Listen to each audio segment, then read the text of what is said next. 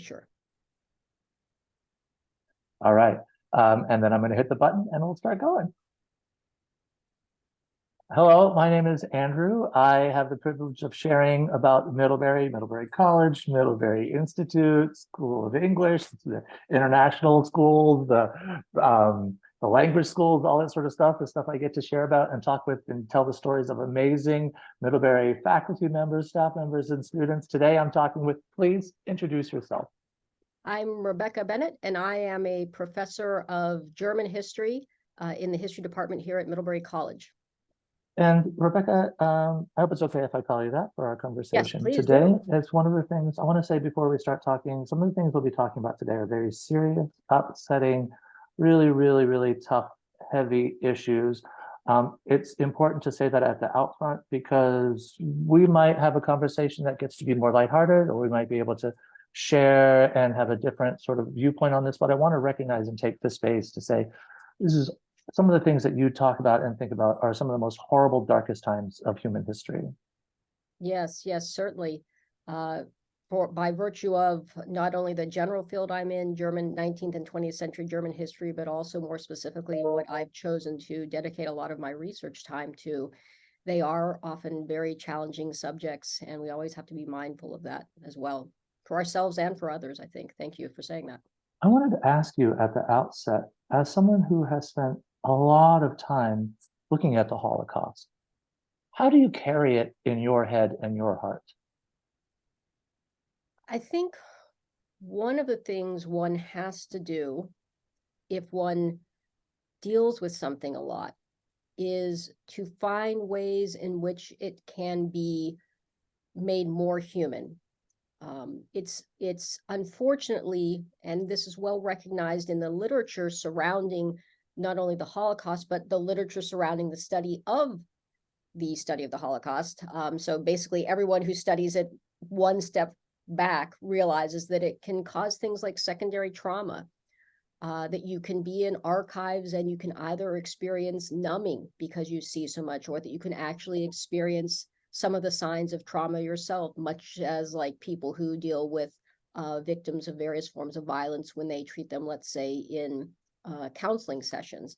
So I think one of the ways to still remain human and to still remain open to these experiences, but not to let yourself be basically battered by them to some extent, is to find ways to make the big small, right? To bring it down to a human level and understand the fates of individuals. And especially, I'd like to say, sometimes to celebrate the lives, not just the end of lives, right? To understand that these were millions of people who had full lives, hopes, dreams, aspirations, lives that had, productive outcomes to them, both in terms of children and families, and in terms of the work that they added to the artistic communities, the scholarly communities, or just their daily communities. And so I think always trying to bring history, or especially dark, moments in history, back to humans as individuals and lives not only lost but lives lived, I think is very important to sort of remember, not just the unfortunate aspect, but the joyous aspect of those moments as well. Is that one of the things that you work with students, that they come into your class, they might not be as familiar with this time in history as they think they are? And as you start raising awareness in these young minds about things that had happened in the last century, do you have to manage that effect with them as well? I think sometimes, I mean, and I've definitely, we, as I think, as a scholarly community, as an intellectual community, have become much better recognizing what secondary trauma, what the impact of secondary trauma can be, not only just in fields like Holocaust studies, but more generally in many different fields. So I think I've become more attuned to it as well over time. I think this is about my 19th or 19th, I think, year here at Middlebury, and I had some years teaching elsewhere as well, that there are certain avenues that I just may offer them as a possible way of understanding a topic, but I don't necessarily include them specifically in the class, perhaps as part of the regular curriculum as I used to. In particular, a lot of films. surrounding the Holocaust. I think they serve an important function. They are good documentary primary source evidence in many cases because they are from the time period itself, but it's not necessarily the way everyone needs to automatically learn about the Holocaust. And so I've become much more cautious. And yes, part of that is in, I think, making sure that we learn about things in a productive way. And I don't think anyone thinks it's productive to just become so numb to something, so burnt out by something that you just sort of shut off. I think the point is we want people to lean into understanding the humanity of people who become victims of genocide or victims of atrocity or victims of violence. We don't want them to sort of turn away. And I think one of the ways of doing that is to be sometimes very mindful and sometimes even creative in the way that we teach this history. And certainly it's something that I hope I become more mindful of and better of as we have as a field and an institution over my time here. You've got some interesting ways that you're bringing some of these topics into classes you're teaching this year, which I'll ask about in a moment. But I wanted to find out, there might be two, this is just sort of a personal curiosity, and since I have the opportunity to talk with you about it, I'm going to take it. You might have students that come in not taking this topic as serious as you think they may, or you might have students that come into a classroom that are taking it too seriously, that have too much personal involvement with it, and of course, maybe some in the middle. Do you have that on either side of that? And do you have to bring that into your teaching styles and teaching methods and discussions into the classroom? People who may be outright Holocaust deniers, or people who might have relatives that were involved?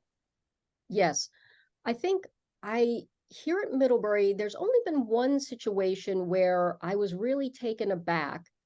It was not someone who was, I would think, when I think Holocaust denier, I think someone who really has a larger motive behind denying that. I think this was just someone who grew up in a different country and hadn't had the same exposure, let's say, that many of us might, just on a sort of, background level, that we have some general sense of the Holocaust. We recognize that it happened. Many Americans have been to the Holocaust Museum in Washington, D.C. This person was very brave, I think, in the beginning of the class, the very first day, saying, when I asked the question, why are you taking this class? And I'm speaking here specifically of my class called The Holocaust, that this person said they had grown up in a country where it was never heard of and not really acknowledged, and that they wanted to come and learn about it. So I don't think I would put them into the camp of Holocaust deniers, but certainly someone who was coming with a perspective that most of us in the United States and just about every other student I met here at Middlebury College did not come with. And I think I use that as a real opportunity, hopefully, to do what I think good education does, which is to bring people in and engage them, not to sort of call them out and sort of, be like, wow, well, clearly you don't understand the severity of this, and even questioning, sort of that this larger narrative that we have is a problem on the first day. So definitely, I think having that experience and a few others of more mild versions of that. Again, Holocaust denial, thankfully, here in my classes has never happened. I did teach at another institution where I did have one student who I think bordered on that, and that was a far more difficult setting to deal with. And it's time for another story about another institution, but here I think it's mainly been lack of knowledge for people who haven't been exposed to it. And I certainly hope that having that interaction, which brought someone in and said, please learn, right? That's brave that you said that. I know that, that was a risk that person took in trusting us as a class on the first day with that I am going to, hopefully, you are going to accompany us on this journey of learning about this more. There's been that, or there have been students who, have had a very, very deep personal history. And sometimes that's not always too serious. Sometimes it leads to very interesting cases where I remember one time one of my students in one iteration I've taught of the Holocaust, which I think is probably the course I've taught here the most frequently. He said his grandmother was in a Czech prison for a while. She was Jewish, and she ended up speaking with, I think, I'm trying to remember, I think she was speaking with Eichmann. And it was very interesting because Eichmann said he wanted to converse with her despite the fact that she was Jewish, because she was the only one there who really spoke good, very intelligent Czech, and he could have intelligent conversations with. But the interesting thing was he had recorded his grandmother sort of for posterity telling the story. So he brought it into class, and the class was able to sort of see that example of someone recounting this sort of odd, but nonetheless, true story from the time, just sort of, sometimes truth is stranger than fiction. And there have been other examples of this where people have lost grandparents or lost extended family.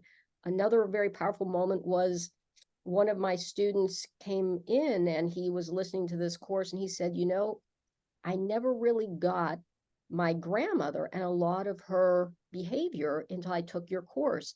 And he's like, seeing more intricately what she went through makes me understand her behavior a lot more and a lot better. Why, certain things always have to be clean, why there's always a concern for, where is the food. And it's funny because when he graduated, he actually had me stop by and meet his grandmother because his grandmother had come there.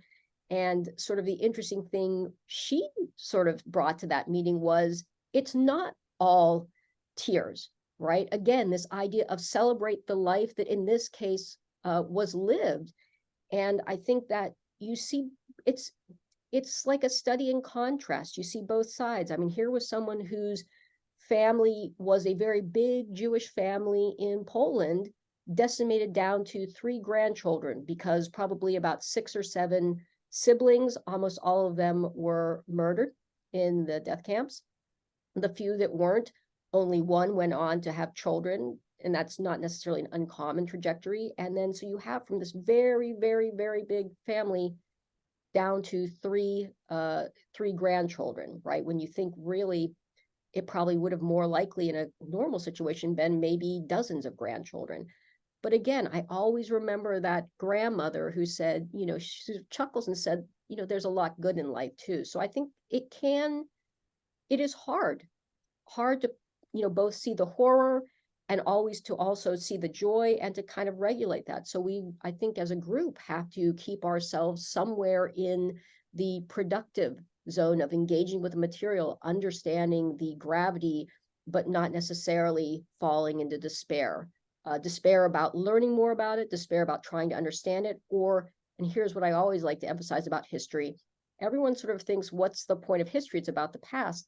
History is a fundamentally practical subject, right?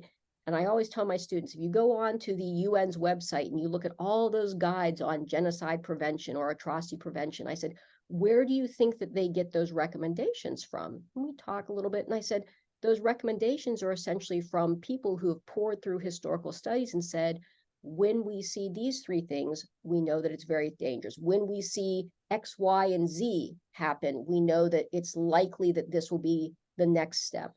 And so I think it's important that we study this and really try and engage with it so that we can, make the world a better place. You can't have, history is not only about the past, but it's about the future as well.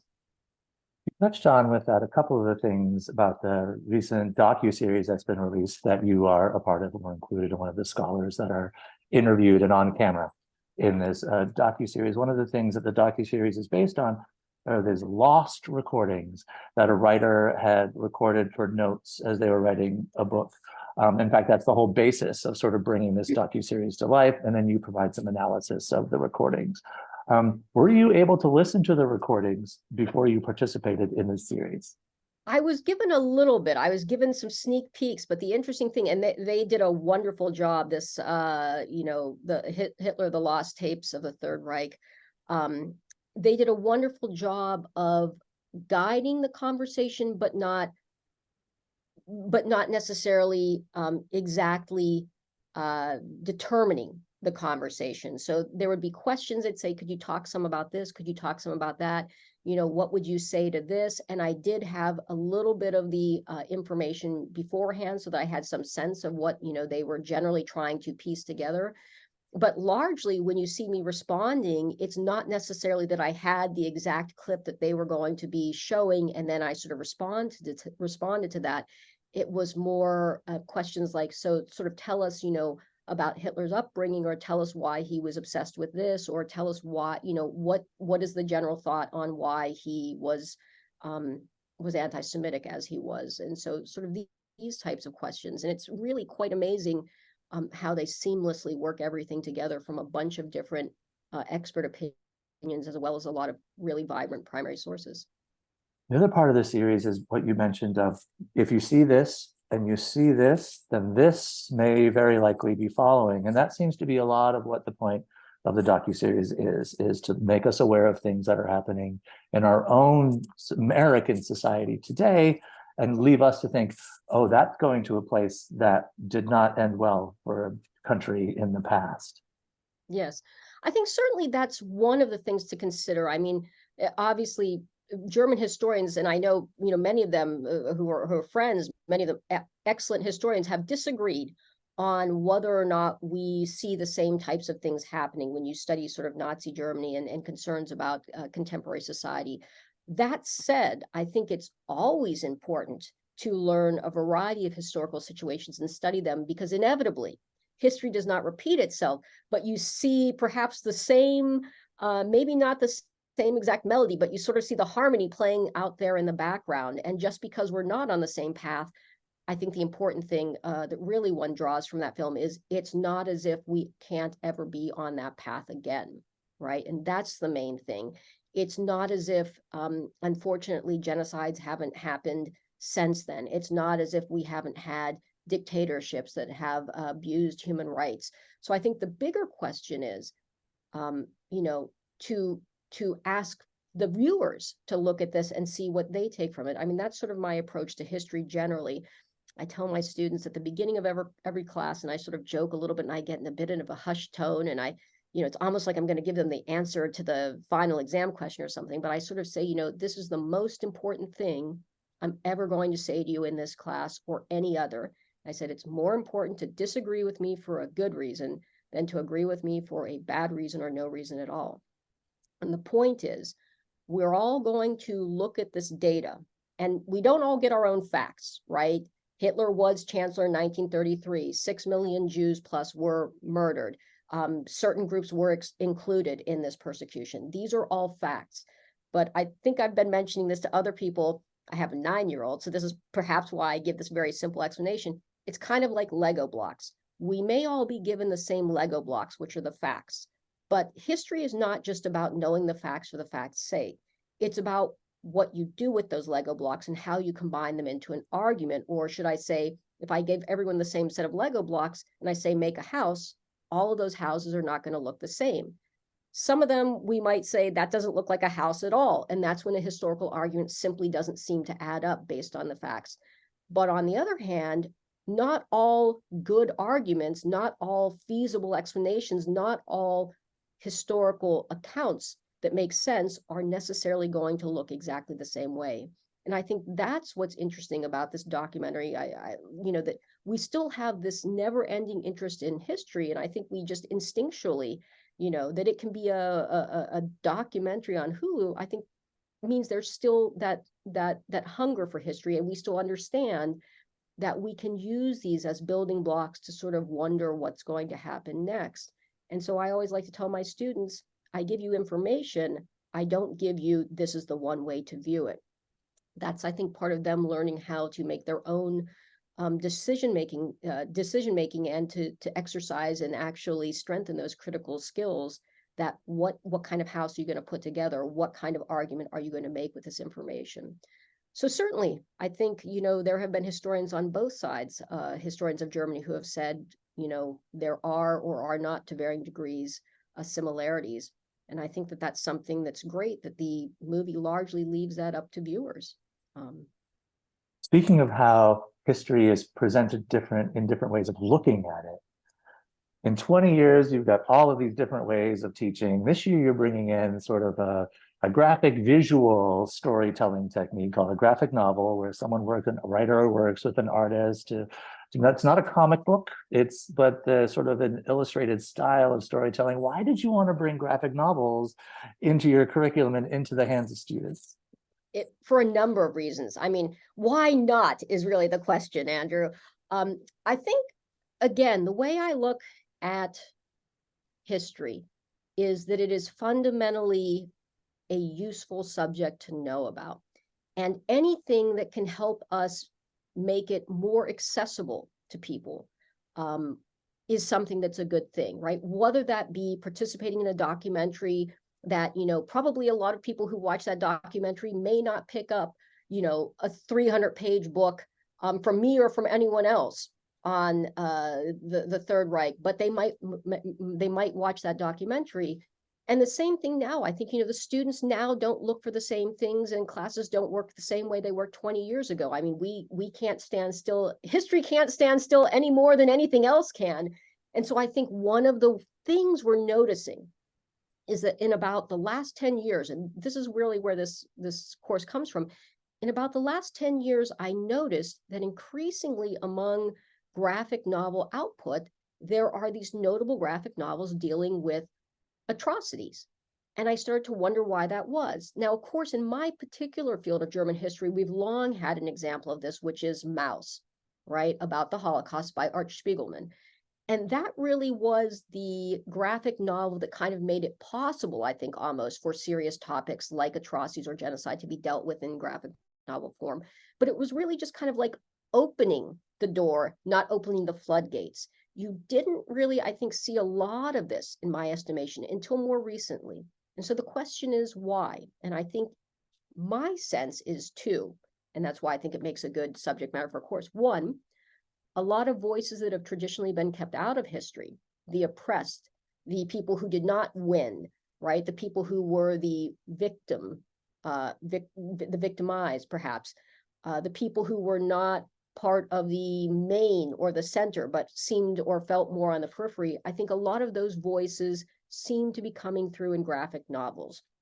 And my students and I have already begun talking a lot about whether graphic novels actually lend themselves to outsider perspectives more easily than a traditional account. I think the other reason is because students seem at this point to really be engaging with that graphic novel format, right?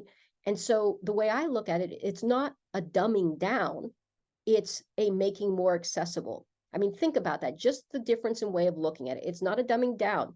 Trust me, we are having very long, very critical, very rigorous conversations about things that are going on, both in terms of the interpretation, the history, and why it might be reflected in a graphic novel that way. But what it also seems to do is make history more accessible for new voices that have often been drowned out and not included in the academy, and accessible to this particular group of students who seems to really like, if you look at the popularity of graphic novels, really seems to like that way of engaging with history. And so I think the question then becomes, of course, we understand why someone like Art Spiegelman would use the graphic novel to tell his own story, which is about parents who are Holocaust survivors, because that is his job. The real question then is, why in the last 10 years do you see so many people who are not graphic novelists specifically picking that genre, that medium, to tell their story? And I think that is because there is something about the graphic novel at this particular moment that is allowing more voices to come through about internment in camps during World War II for Japanese Americans, about Korean comfort women, about reevaluating certain Native American massacres that happened, about things like slavery and narratives of slaves often excluded from the canon of literature. And so I think it's just an innovative and engaging way to get at history. Thank you so much for taking. I have one more question, but I want to say thank you. I know you've got a million things to do and students to teach, but my last question for you is poetry, painting, philosophy, history, all help us understand the human condition in a way that other things may not. Why have you devoted your life to the humanities and the pursuit of people better understanding history? Well, I think initially, like many things, and I very much am a very practical person. I'm a numbers person. I'm a practical person. I'm not necessarily the person who would, just say, follow your heart. And I love the poetry of it or things like that.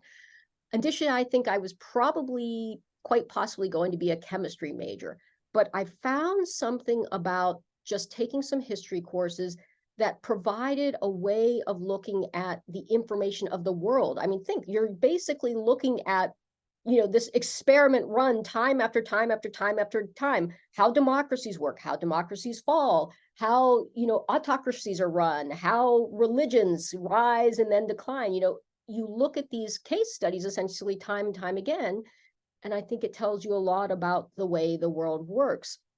And so in particular, what I like to do is to really emphasize that history's no better than everyone likes their own subject. History's no better than any other subject here at Middlebury, but it's not any worse either, right? And if we start really sort of saying, why this, as opposed to why not this too, right? If we really start to say, why this, why that field, what's the use of that? Then really what we're essentially undermining is this liberal arts tradition, which we've had here for a couple of 100 years. And we're really sort of negating the importance of diversity, all sorts of diversity. I know from my own life history, but also here in an intellectual community, diversity of approaches to understanding the world, which is done through not everyone being in one field or the other, but in being in a multiple number of fields and taking classes across a broad number of fields, right? I think it'd be would be much poorer as a society if everyone were a historian, but I think that could be said about any one of the majors here. So I think if we didn't have any historians, didn't have any poets, didn't have any people doing literature, but also didn't have any economists, didn't have any chemists like I almost was, didn't have any anthropologists, which is my husband's department, right? If we didn't have all of these different people here in a learning community, I think you're getting a more limited education. And so now, I guess, because this is the particular venue that seems to sing to me, right, or that really caught me when I was in college, I think it's simply because it's the one that I know that I think matters, and that I can put it up there, I think proudly, right alongside every single other topic and every single other subject and every single other field here at Middlebury as part of this commitment to diversity in the liberal arts. And so I have no fear of the usefulness of the humanities. The humanities are as old as humans themselves, I think, right? Yes, there are cave paintings that will attest to that as soon as we could Yes. communicate. Thank you so much. I'm going to stop the stream and stop the recording, but we'll stay on side. We'll stay on just to say goodbye so that we don't have to share that with others. All right. Thank you very much, Andrew. Oh, let's make sure. Yep, great. And then I'll stop the recording. There it is now. There it is.